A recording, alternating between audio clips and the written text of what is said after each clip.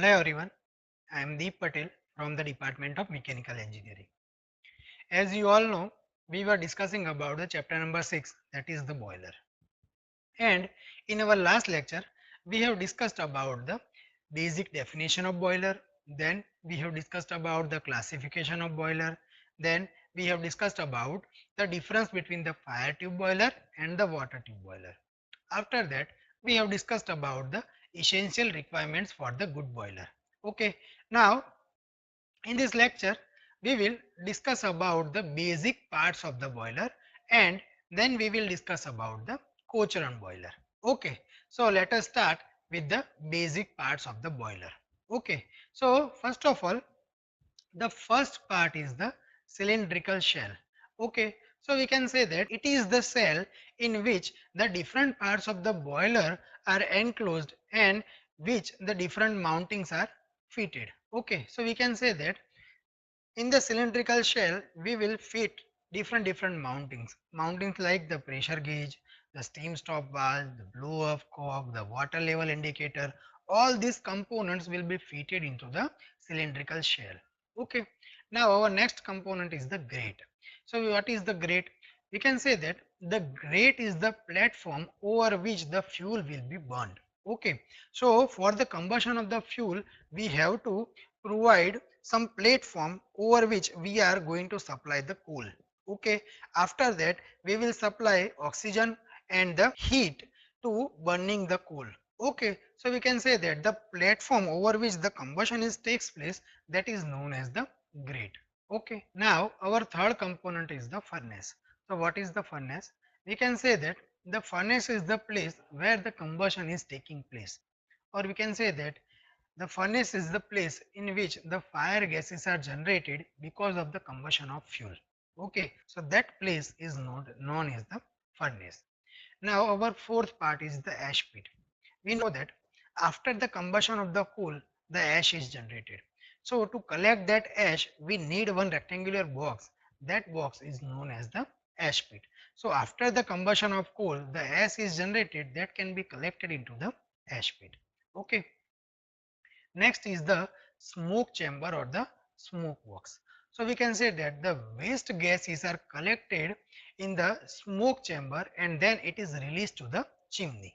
Okay, so we know that the fire gases will be generated into the furnace. Okay, then that fire gases will be travels to the fire tube. After giving the heat to the water, the fire gases will be goes to the smoke box where it will be collected. After that, from the smoke box, the gases will be travel to the chimney. Okay, so this is the path of the traveling of the fire gases. So we can say that the smoke chamber is that place in which the waste gases will be collected and then it will be transferred to the chimney, and from the chimney it will be transferred to the atmosphere. Okay. Now, our sixth point is the manhole. So, what is the application of the manhole? Manhole is generally used for the maintenance purpose. Okay, so whenever we want to do maintenance of the boiler, then one man can go inside the boiler from this manhole and it can inspect or it can maintain or it can repair the boiler. Okay, so this is the basic application of the manhole.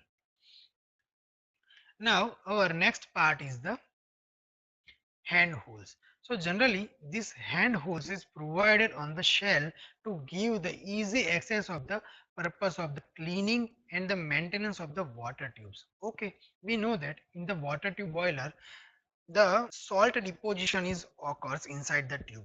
Okay, and if the salt deposition is occurs inside the tubes, then there is a less heat transfer due to that salt deposition. Okay, so we have to regularly clean the fire tubes and the water tubes. Okay, so to clean the water tubes, generally we provides the hand holes. Okay, next is the mud box. Okay, now what is the application of this mud box?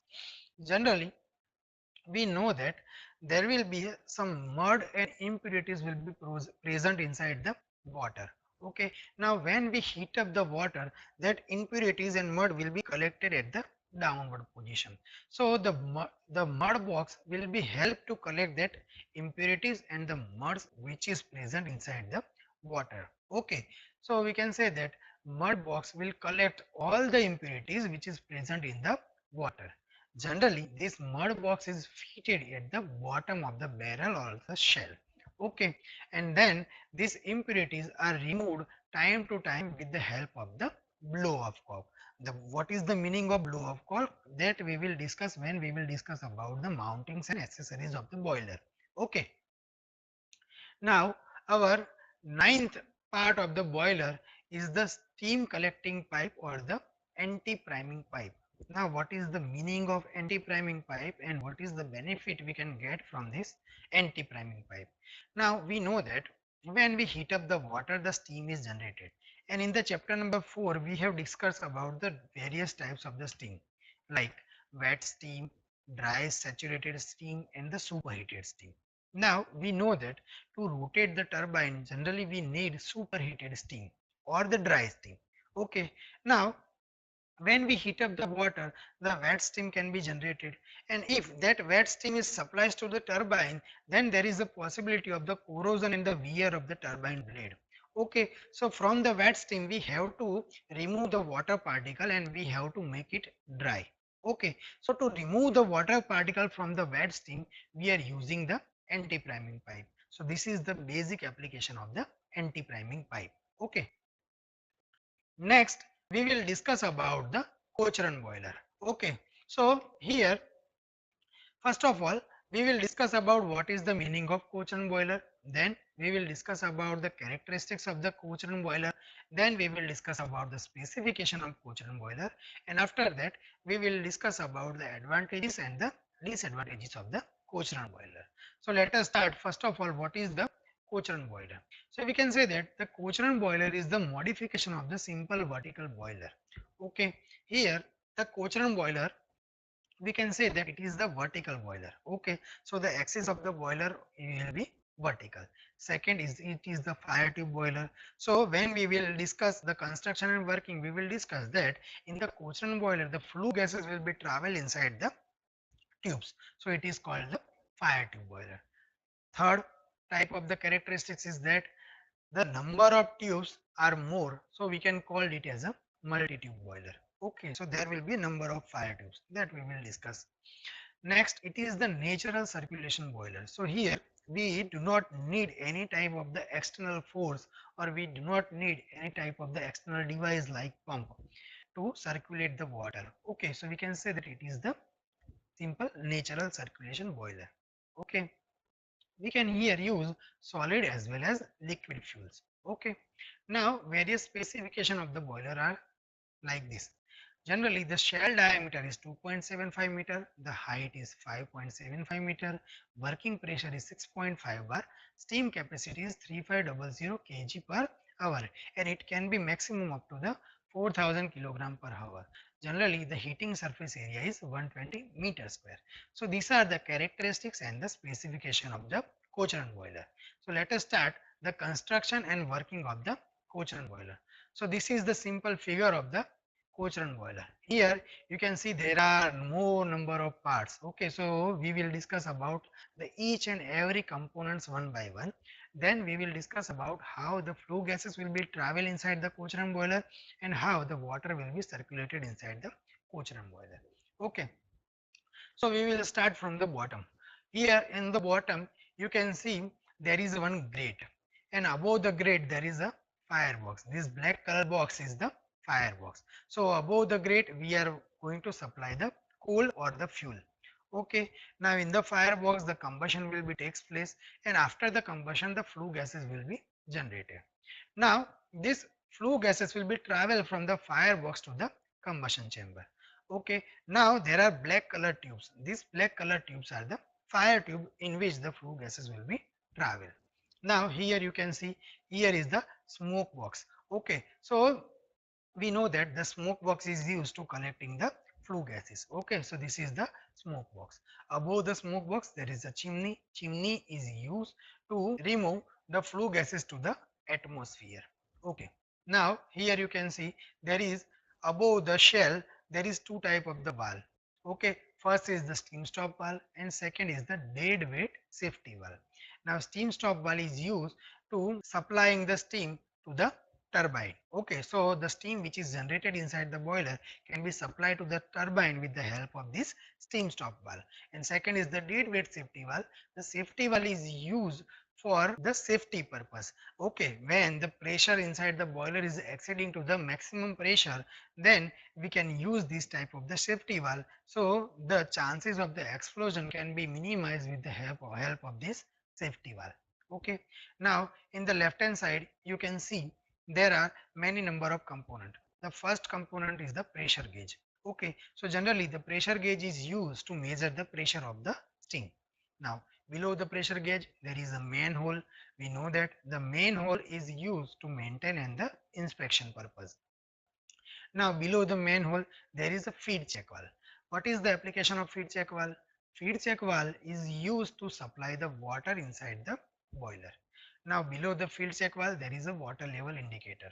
So the water level indicator is helps to measure the level of the water inside the boiler. Okay, so we can provide the maximum amount of the water with the help of the feed check valve, and that level can be measured with the help of the water level indicator. Okay, now below the water level indicator there is one fusible plug. Okay, now what is the application of this fusible plug? The fusible plug is helps for the safety purpose. Okay, how it can protect our boiler and the fire tube, that we will discuss whenever we will discuss about the working, or whenever we will discuss about the mountings and accessories. Okay, so these are the components of the boiler. Here you can see at the bottom there is one blow off cork. Okay, so generally the blow off cork is used to remove the mud and impurities from the boiler. Okay, so these are the components of the boiler. Okay, now we will discuss about the working of the Cochrane boiler. Okay, so here first of all we will discuss about the supply of the water, and then we will discuss about the supply of the flue gases. After that we will discuss about the supply of steam. Okay, so first of all what happens, we will supply the water with the help of this feed check valve. Okay, so with the help of feed check valve we are going to provide the water, and that level of the water we can measure with the help of water level indicator. So after certain time certain level we will reach, and that we can measure with the water level indicator. So after certain time the feed check valve will be closed and the boiler is filled with the water. Okay, now we are going to supply the coal to the grate. Okay, now below the grate there are some hole is generated. Okay, so from that hole we can supply the oxygen or the air. Okay, and we can supply the heat to that coal. So finally the combustion of the coal will be start inside the firebox. Okay, now after the combustion the ash which will be generated, that will be collected at the bottom level inside the ash pit. Okay, now the flue gases will be generated in the firebox. That flue gases will be travel into the combustion chamber, and after the combustion chamber it will be travels inside the fire tubes. Here you can see horizontal black color tubes, that are the fire tubes. So what will happen? Here these black color tubes are the fire tubes, so that the flue gases will be travel inside the fire tubes. Okay, and the water is surrounded to the fire tube. So what happens? These flue gases will be transferred the heat to these tubes, and finally from this tube the heat will be supplied to the water. So ultimately water will gain the heat from the flue gases. Okay, after that what happens? The flue gases will be travels to the smoke box. Okay, all the heat will be given to the water.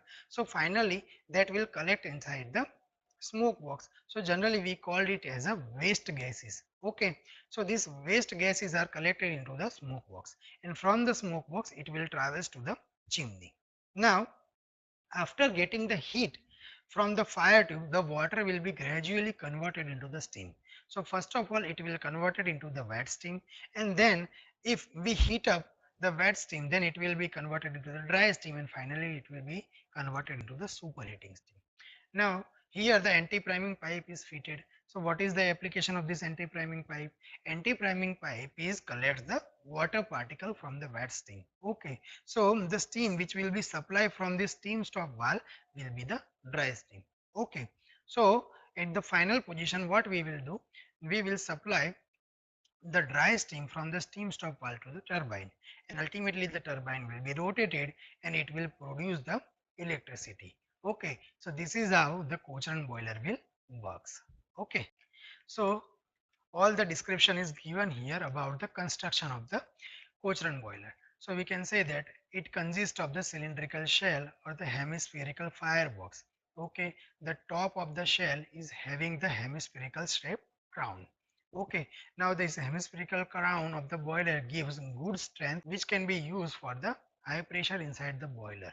Okay, here we have provided the grate. So the grate is placed at the bottom of the furnace and the ash pit is located below the gate.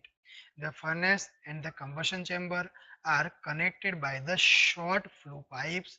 Okay, we know that the firebox and the combustion chamber is connected with the help of this small flue pipe, and the wall of the combustion chamber is lined with the fire bricks. Okay, so the heat will not transfer from the firebox to the atmosphere. Okay, so here we have to provide the fire bricks liners. Okay, the ash pit is located below the grate. Now next is the working. So as I have described, the water is supplied to the boiler with the help of this feed check valve. After that the coal is introduced with the help of grate to the fire door. Now next, the hot gases will be produced inside the furnace and then it will be travels into the flue pipe. These hot gases will be entered into the horizontal fire tube, and then from the fire tube it will be transferred the heat to the water. Okay, then the horizontal gases will be travels inside the fire tube, and from the fire tube it will be transferred the heat to the water. Okay, now then these flue gases will be coming from the fire tube will be entered into the smoke box, and from the smoke box it will enters into the chimney, and from the chimney it will be enters to the atmosphere. The ash which is generated by the combustion of the coal will be collected into the ash pit, and the steam will be collected through the anti-priming pipe to the steam stop valve, and from the steam stop valve it will be reached to the turbine. Okay, so this is the simple working of the Cochrane boiler. Now we are going to discuss about the advantages of the Cochrane boiler. Okay, so the first advantage of the Cochrane boiler is that it is the compact and the portable boiler. Therefore, the minimum floor area is required. Okay. Second is the initial cost of the boiler is less. Generally, this is the low pressure boiler. So the initial cost to produce this boiler is very less compared to the Babcock and Wilcox boiler. The third advantage is that it can be moved and set up radially in the different locations. The quick and the easy installation is possible in the case of the Cochrane boiler because it is the small boiler. Okay, so it can be easily installed at any location. Next, the any kind of the fuel we can use inside the Cochrane boiler. Okay, whether it is the solid fuel or the liquid fuel. Okay, now there are some disadvantages of the Cochrane boiler. So the first disadvantage is that the steam rising capacity is less due to the vertical design. Okay, second, the water along the steam may enter to the steam pipe under the heavy loads due to the small steam space. Okay, so the space from which the steam will be travels, that space is very small. Okay, so that is also the disadvantage of the Cochrane boiler. Okay, so in this lecture, we have discussed about the basic components of the boiler, and then we have discussed about the Cochrane boiler. In the Cochrane boiler, we have discussed about the characteristics and the specification of Cochrane boiler. Then we have discussed about the construction and the working of the Cochrane boiler, and at last we have discussed about the advantages and the disadvantages of the Cochrane boiler. Okay, so this is what all about today's lecture. Thank you for today.